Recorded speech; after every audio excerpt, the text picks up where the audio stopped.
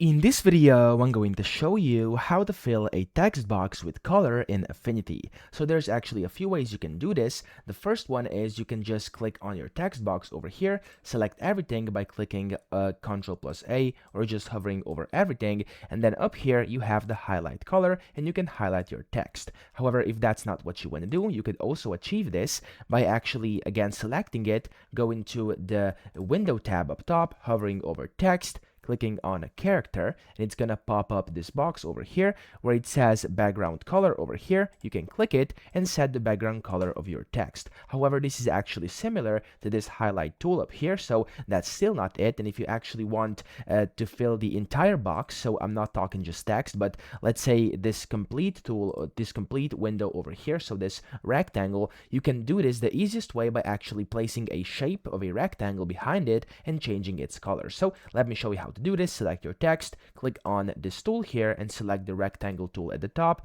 and then you can just go ahead and basically drag it out. It's going to snap these edges, then just snap this edge as well, and now you can just put your text on top over here.